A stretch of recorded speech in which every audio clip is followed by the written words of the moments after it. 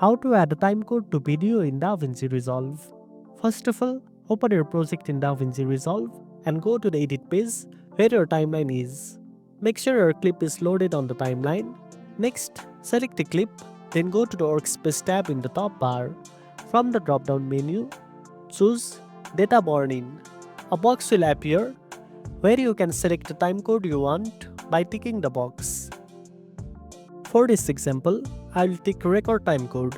You can also customize the settings from the right sidebar, including display during, font, size, anchor, text and background opacity, position, and more.